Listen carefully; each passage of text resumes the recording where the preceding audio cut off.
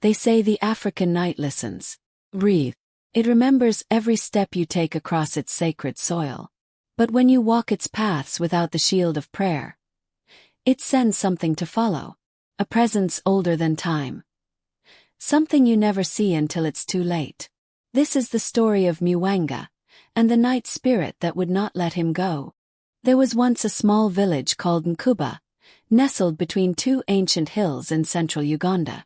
The people of Mugombya were known for their reverence of ancestral customs, their songs echoing into the night, their offerings laid before sacred stones, and most of all, their prayers before every journey.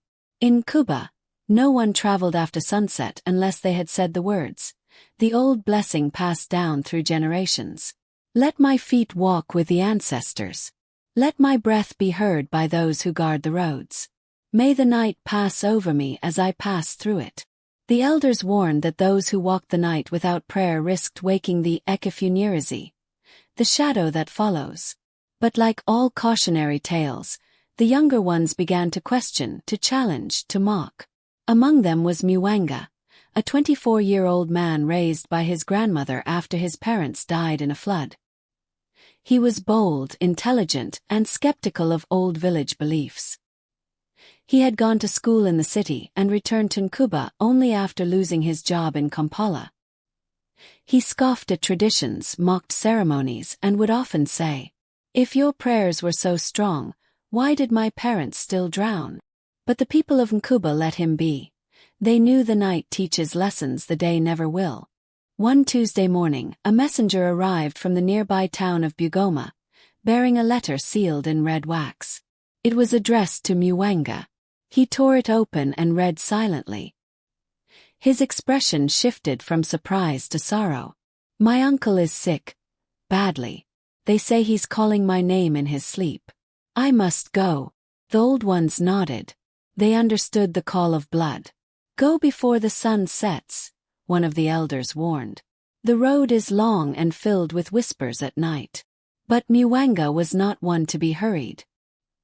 He packed slowly, ate his meal, and didn't leave until after sunset, as purple swallowed the sky. His grandmother, Jaja Nafula, called out from the doorway, "Say the words before you go, Mwana Wanga, my child. Just in case." "Jaja," he replied with a grin, "I've walked darker roads in Kampala. Your night spirits are just shadows and fear." And with that, he vanished into the twilight without a prayer. The path to Mugombya weaved through maize fields, then dipped into a valley flanked by ancient fig trees said to house restless spirits.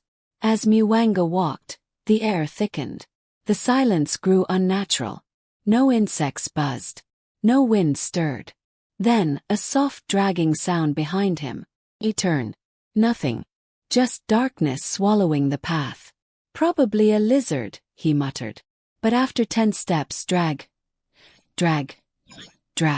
He spun around again. Still nothing. He picked up his pace. So did the sound. Rag. His heart thumped harder. Sweat pooled under his arms despite the cool night air. He told himself it was a trick of his mind, until he saw footprints behind him in the dust. They weren't his. They were long, clawed, and backward. By midnight, he reached the Komologala River, a small stream with a wooden bridge. But tonight, there was no bridge. Only water, black and glassy. No sound of flowing, just stillness. He crouched, inspecting the edge. And ripples. Not from the middle. From every direction at once. And then he saw them. Dozens. Hundreds. Floating on the surface like oil drops. Each eye blinked, but not in unison. Some blinked sideways. Others slowly closed, never opening again. Mugombya stumbled back, fell onto the riverbank, and heard something breathing from the tree behind him. Low. Almost faint. "Who walks without blessing?" a hoarse voice asked. He froze. His tongue thickened. He couldn't speak. "Who walks without shield?" The eyes in the river turned red, one by one, as if set aflame from within. He scrambled to his feet and ran, heart clawing against his chest, never looking back. After what felt like hours, Mugombya saw lights ahead. Warm and flickering. Home. Salvation. He approached a hut made of mud and thatch, glowing with the soft light of lanterns inside. He knocked. The door creaked open by itself. Inside sat an old woman, bent like a question mark, stirring something in a calabash bowl. She didn't look up. She just said, "Your grandmother taught you the words. Yet you came empty." Mugambya's knees buckled. "Please," he whispered. "There's something following me." "Not something," she corrected. "Someone. You walked into the night without asking it first. And now, the night walks in you." He tried to explain, to plead, but her eyes, milky with age, suddenly went wide. "Leave now, before it finds you in my house." He ran again, but the road was no longer familiar. Path looped. The same crooked baobab appeared 3 times. The same termite mound with a cracked top passed again and again. He was trapped in a circle like a goat tied to a post. He sat down, breathless, defeated. And then he saw it. First it looked like smoke. A swirling mist that rose from the ground in the shape of a figure. Then slowly it gained shape. Long limbs. Elongated head. Skin like bark, dry and cracked. Its eyes were where ears should be. And where its mouth should have been. A gaping hole, as if it had screamed so long it tore itself open. It stepped toward him, silent, but each footfall echoed like thunder in his skull. Mugombya tried to run. His body wouldn't respond. The spirit didn't walk. It glided, arms stretched backward, its fingers twitching like broken branches. Then it spoke. Not in words but in memories. He saw his parents drowning again. A flood. His mother screaming. He saw himself, standing on the riverbank, refusing to pray. He heard his grandmother calling from the porch one last time. And then he saw his own face. "Me. Hello." The spirit raised one clawed hand and pointed, not at Mugombya, but into his chest. The meaning was clear. "You carry me now." By morning, the villagers found Mugombya outside the gates of Nkuba, eyes wide open, feet caked with red dust, and unable to speak. He never spoke again, only stared. At night, he would sit by the doorway and whisper words that made animals scatter. And so the tale remains. Never walk the roads of Africa without a prayer. For the night is not empty, it listens. And sometimes it follows. When a man walks into the dark with pride, the night does not pity him. It marks him. And sometimes it follows him home. In the village of Nkuba, Mugombya returned. But he didn't return alone. The curse had come with him, and now the night whispered not just behind him, but through him. This is the tale of what happened after the spirit crossed the threshold. After that fateful night, Mugombya sat silently outside his grandmother's hut every day. His eyes unfocused, his mouth twitching like it wanted to speak but forgot how. Jaja Nafula wept quietly as she fed him porridge he didn't ask for and bathed him in herbal water that smoked against his skin. Every night at exactly midnight, Mugombya would stand, eyes wide, and begin walking in circles, muttering in a strange tongue, a language no one recognized, though the old ones felt something cold in their bones when they heard it. Soon strange things began happening in Nkuba. The village's youngest child, Kintu, stopped laughing. A joyful boy known for dancing barefoot in the rain now stared at walls, rocking back and forth, whispering. "The long man is watching." When his mother asked who, he said, "The one with the hole in his face. He comes when no one prays." The elders gathered. The council fire was lit. Old Sivo, the griot, said what everyone feared. The spirit is here. Not just following. It has stepped into Nkuba. In the nights that followed, the chickens began dying. Not eaten. Not missing. Twisted. Their necks broken but still standing upright, eyes staring in opposite directions. Goats ran from their pens and returned trembling, covered in black mud, despite there being no rain. One woman woke up screaming, saying her husband had been standing over her while asleep, speaking in 2 voices. He remembered none of it. The trees began to bend inward toward the village, their leaves dry even during the rainy season. The night was no longer still. It hissed. It murmured. It remembered Mugombya. One evening, as thunder cracked without rain, Jajanafula entered the old storeroom in her hut and retrieved something wrapped in red cloth, a drum made from the skin of a leopard that died in a temple. Only the eldest remembered it. If the spirit came with him, she said, then it must be sung out. She beat the drum and chanted prayers so old even the trees bowed. But Mugombya screamed. Not in pain, in a high-pitched laughter that did not belong to him. His voice split into two tones, one rising as the other fell. His head tilted back unnaturally, and his arms stretched outward. Then the wind stopped. The fire near the drum blew out, not by wind but as if inhaled. The leopard drum burst open from within, and black moths flew out, scattering into the night. Jaja collapsed. The villagers said later her eyes had turned white for a moment, not blind, but as if she'd seen something no living woman should. She recovered.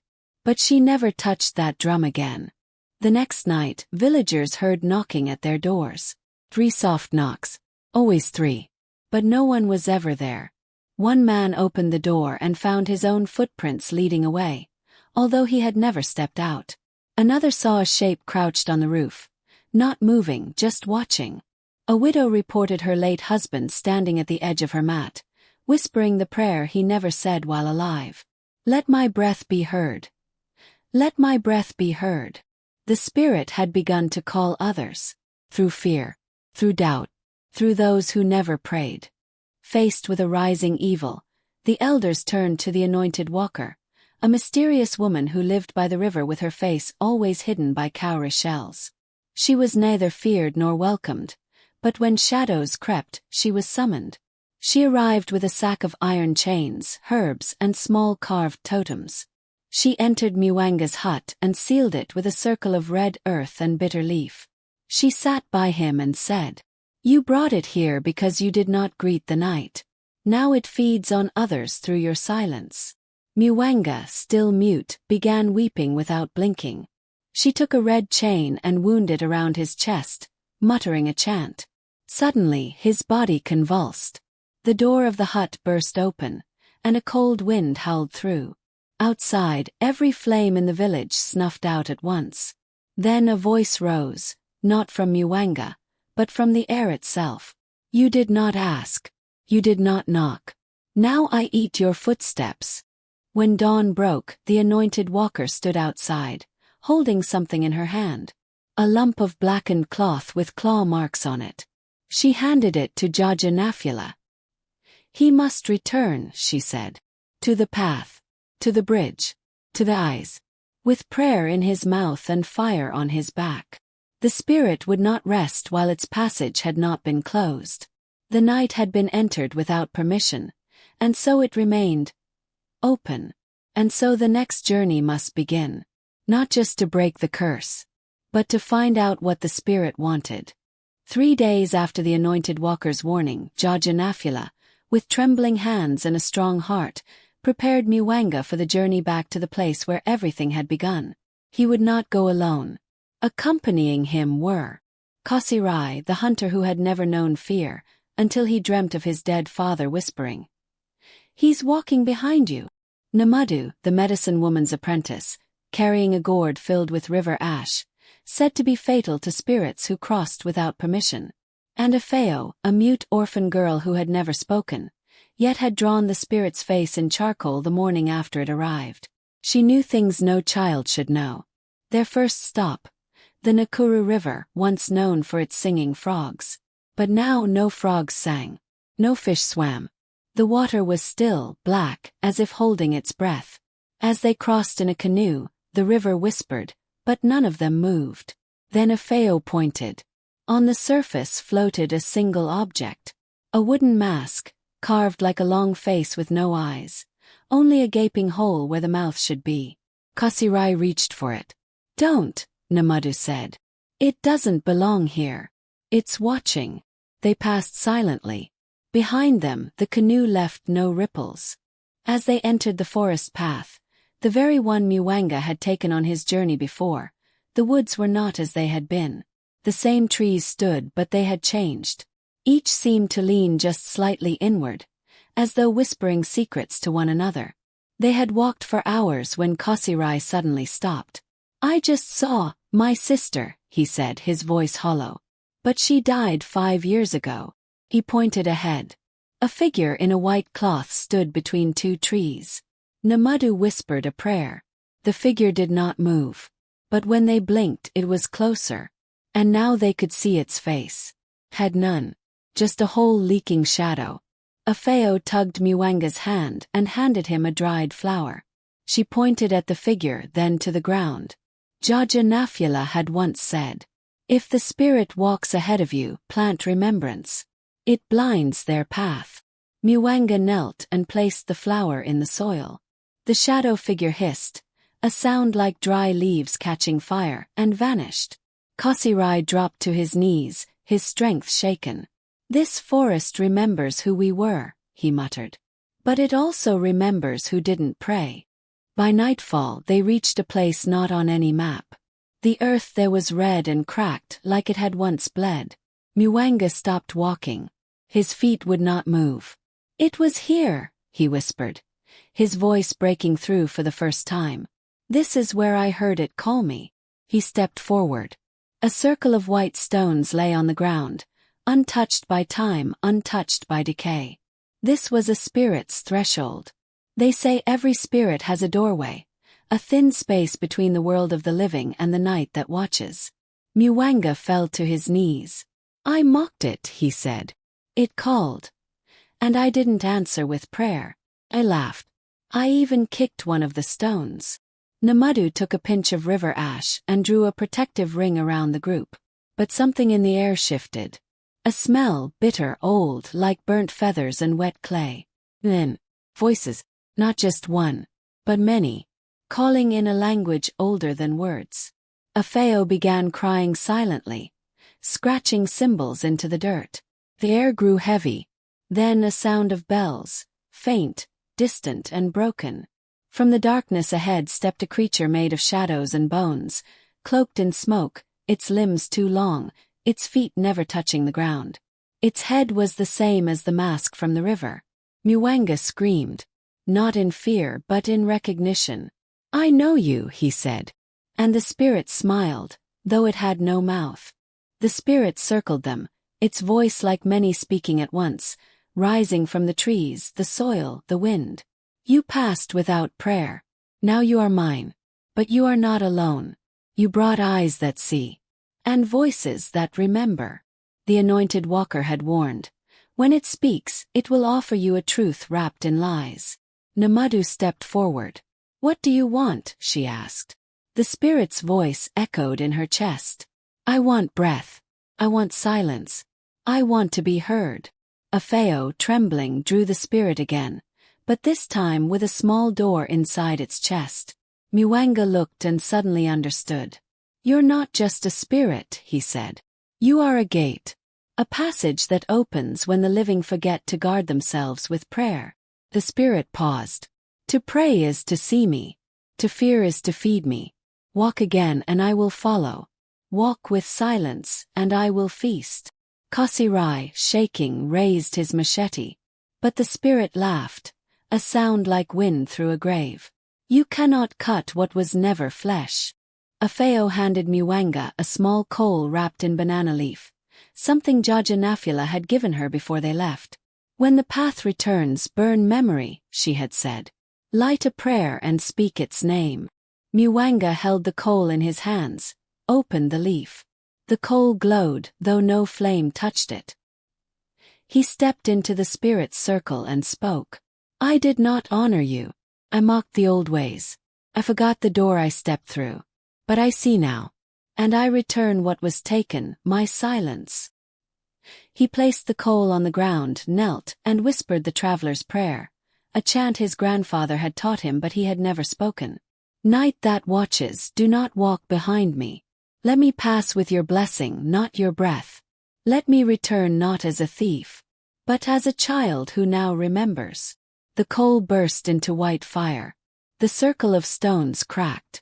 The spirit shrieked, not in pain but in reluctance, as if it was being pulled back, into something it did not want to return to.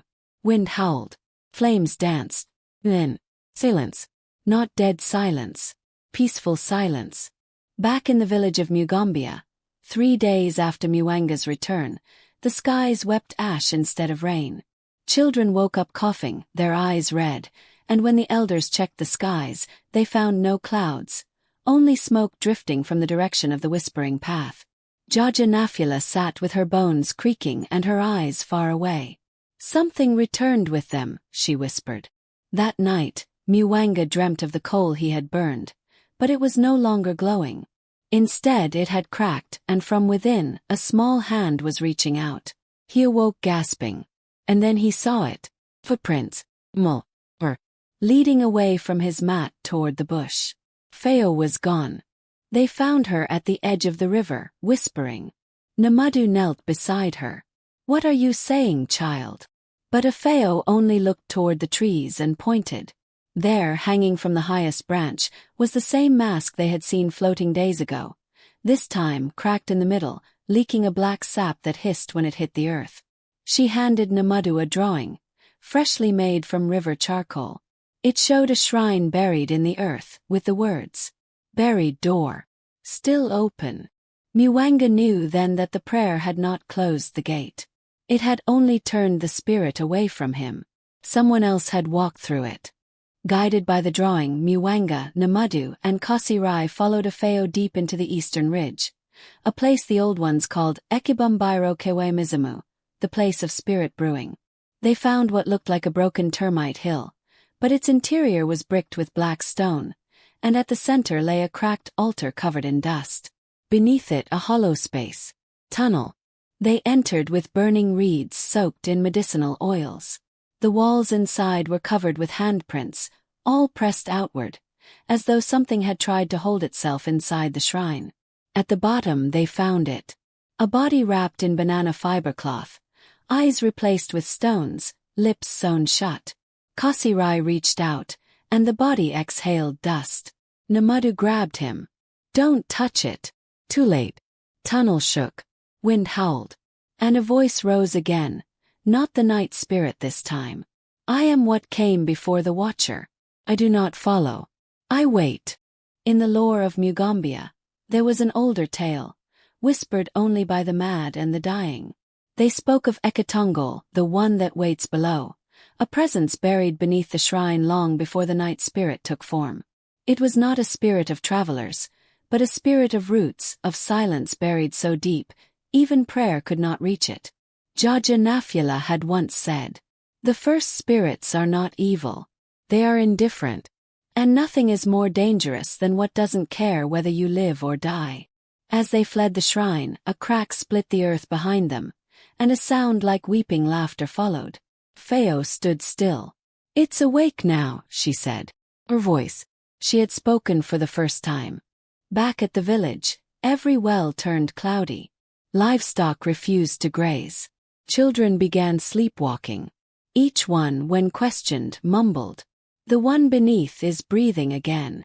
Mwanga checked his arms that night. There was a symbol burned into his skin, just above the wrist, the same design from the mask's mouth, a circle with a line broken in the middle. Afeo called it, the unclosed word. Namadu believed the shrine had been a seal, and their journey had unknowingly weakened it. Kasirai believed something worse. "We didn't escape the night spirit," he muttered. "We led it to the gate it was trying to open. And now, it wasn't alone." Feo stopped speaking again. Since her chilling message, "It's awake now," her eyes had dimmed, her laughter gone. But at night, she would sit by the fire and draw circles with broken lines, humming the same tune the mask had whispered when it cracked. Mwanga knew what it meant. They had to go back. The gate they had uncovered was not closed. It had been ajar for generations, leaking into the world. But now it stood wide open. Namadu, though terrified, packed the herbs and chants she'd gathered from the elders. Kasirai sharpened 2 long ponga blades and wrapped charms around the handles. And Jaja Nafula gave them the last thing she had, an old cracked drumskin, etched with the names of every spirit ever bound in Mugombya's history. "Speak the names if you dare," she warned. "But do not lie. Spirits know truth." By torchlight, they returned to the black stone tunnel beneath the termite hill shrine. The air had changed. It was thicker, sweet-smelling but wrong like spoiled fruit under hot sun. They descended. Where once the tunnel ended in a hollow, now it stretched deeper, as if the earth had shifted, unveiling a forgotten stairwell made of human bones wrapped in vines. With every step they heard whispers, not loud, not angry, but mournful. "They left me here. They sealed me. They forgot me." And then silence. Below, in a room shaped like a ribcage, they saw it. A throne made of broken idols and masks, and upon it, nothing. No spirit. No figure. Only a shadow shaped like a person, darker than night, breathing without lungs. Kasirai raised his blade. "It's watching," he muttered.